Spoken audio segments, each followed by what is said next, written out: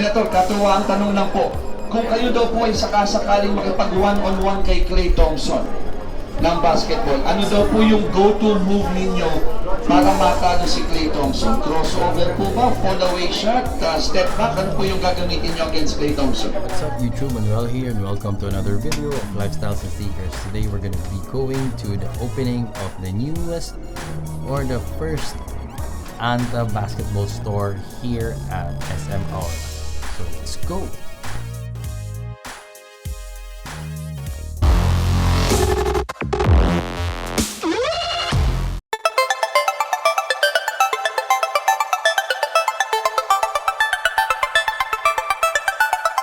So guys, I'm actually here at Anta Sports because I was invited by the people at Anta. Thank you so much for inviting me to be part of their grand opening of their second store in Manila, or their first basketball store in the Philippines.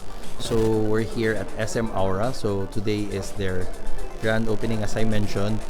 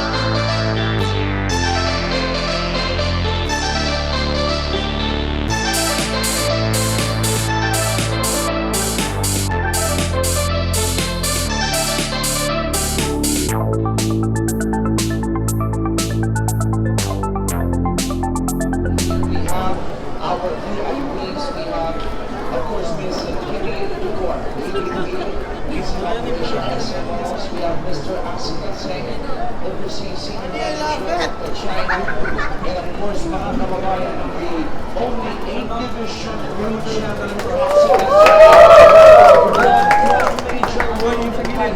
first box to win the Manila Championship in 500 classes, drafting 11th overall in the first round of the 2015 PBA draft. Ladies and gentlemen, standing 5'5", number 17 at point guard, the good senator from Sarangani, Philippines, Senator Manny Pacquiao. And to our VIPs, whenever you guys are ready, you may hold our hands around here with our gold scissors. And I need the help of the crowd. How about counting 1, 2, and 3 on my cue? Ready, set, go. 1, 2, 3. And there you have it, the very first basketball concept store of Anta has been opened here at SM Aura. Thank you very much, Ms. Kimi, Mr. Aska, and of course Senator Manny.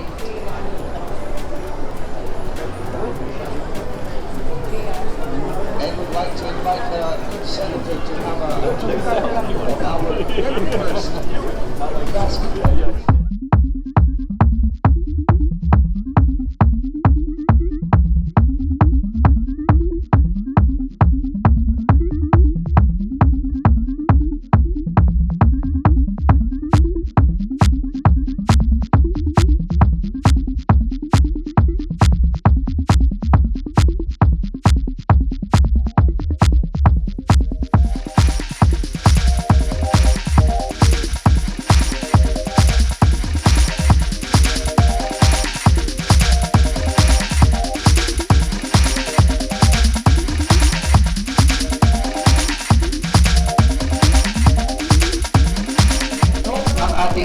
Pilipinas, paano nyo i-relate niyo ang galing ng Pinoy basketballista Pang-international po ba talaga tayo?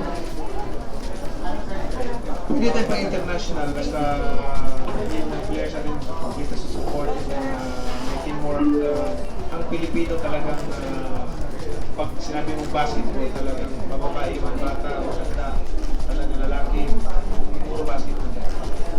Senator, yung inyo pong ginawang liga, yung MPBL, marami po kayong natulungan dito. Marami pong mga pangarap ang natupad dahil po sa ginawa ninyo at marami yung nagkatrabaho dahil po sa MPBL. Ang tanong po ng karamihan, what's the next po for MPBL? May mga sikretong plano pa po tayo para lumaki pa ito at maraming manlalaro magkaroon pa ng hanap buhay? Tuloy-tuloy itong MPBL at hoping for next conference may mga expansion team sa ating paligid. Marami pa tayong mabibigyan ng opportunity na tayo makita yung galing nila. Senator, katuwang tanong lang po, kung kayo daw po ay sakasakaling makipag one-on-one kay Klay Thompson ng basketball, ano daw po yung go-to move ninyo para matalo si Klay Thompson? Crossover po ba? Fall away shot? Step back? Ano po yung gagamitin nyo against Klay Thompson? Takbuhan ang gagamitin ni Senator Pacquiao. Mga kaibigan, palagpakan po natin na good Senator Manny Pacquiao. And right now, we have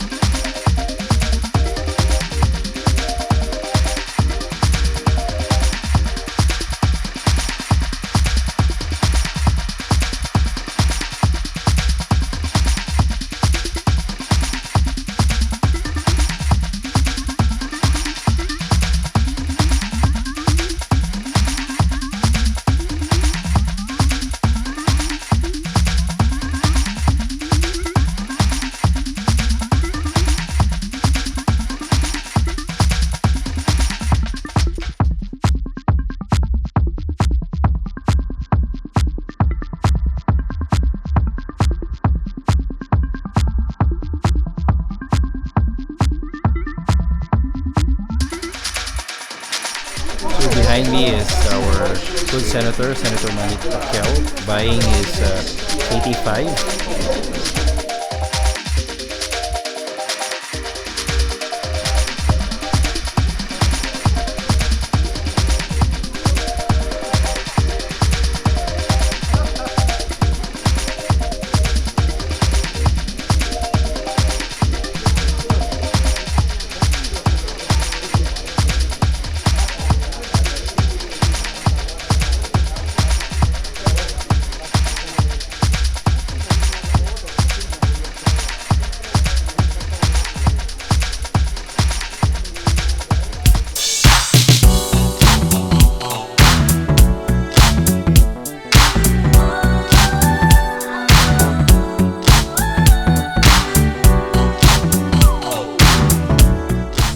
Is actually filled with basketball sneakers. Some of you guys might not be too familiar with Anta, pero yung Anta kasi guys, ito, apart from it being like a Klay Thompson sneakers, marami din silang ibang mga sneakers na sobrang ganda at sobrang quality yung mga designs and quality rin yung materials na ginamit nila. And to top it off, sobrang reasonable pa ng prices nila. Yung pinaka-expensive na nakita ko is of course yung Klay Thompson, yung signature sneakers nila, which is only 6,000 pesos. The rest of the sneakers are ranging from 2,000, 3,000, 4,000 pesos. So yun guys, ito yung attack. So tignan natin siya guys, oh. Panalo, ganda.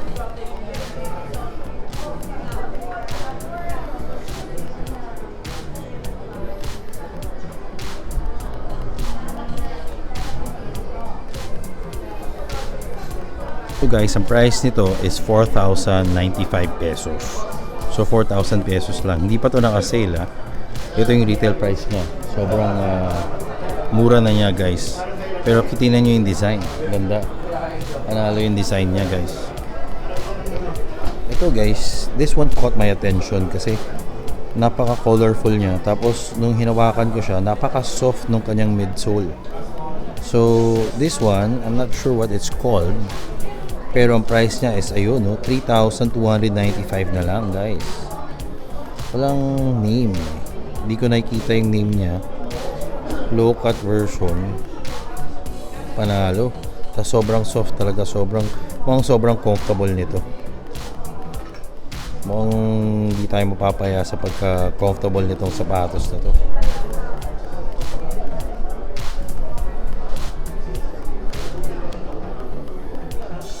So guys, ito Anta A Shop. Yun yung pangalan niya, sabi sa akin ng mga sales lady. Yun. Napakagaan niya guys, sobrang gaan. Tapos, yung midsole niya, sobrang lambot din. Grabe. Tapos, kita niyo yung traction niya, mukhang panalo-panalo pang basketball to guys. A-Shock. At huwag kayong magugulat sa price niya kasi ayun, nakikita nyo ba? 2,895 pesos lang tong sneakers na to. Simple lang. Hindi siya masyadong overboard yung design. Pero, yun. Quality. Sobrang gaan, mukhang maganda ang performance ng sneakers. So, meron pa siya isa pang colorway. If you don't like this one, you can get this black and white colorway. So, parehas lang siya. Ang price niya is 2,895. So, white lang yung kanyang outsole, pero black all over. Tapos, yung laces niya, yun, may pagka-speckle na white. Panalo to, guys. Yun, Anta.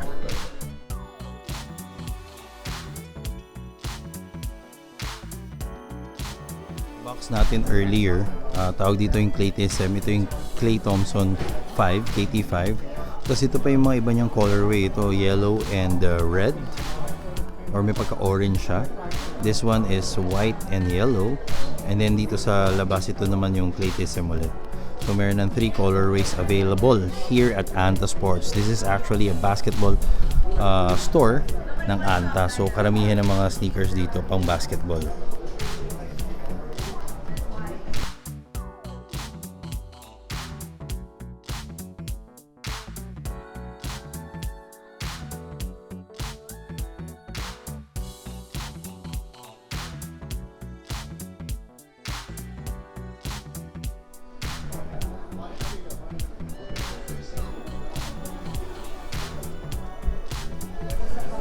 That's mine.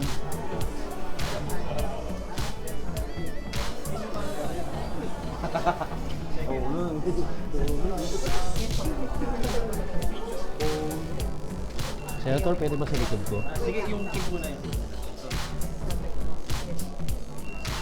I'm looking at this very young fan with this Anta basketball here. So I have the LNS shirt signed by Senator Manny Pacquiao. So guys, that was such a fun experience. I was able to meet Manny Pacquiao. I had a selfie with him. I had a signature, 2 t-shirts, 1 ball, and my lifestyle and sneakers t-shirt signed by Senator Manny Pacquiao. So thank you so much, Anta, for inviting me on this event. And guys, please support Anta Philippines.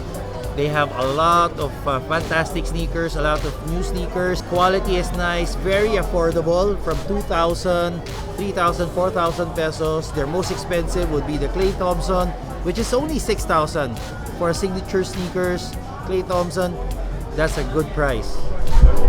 So guys, I hope you enjoyed this video, and if you do, please press the thumbs up button down below, and if you haven't subscribed to our channel, please press the subscribe button and click the notification bell. Follow us on all our social media accounts. Until next time.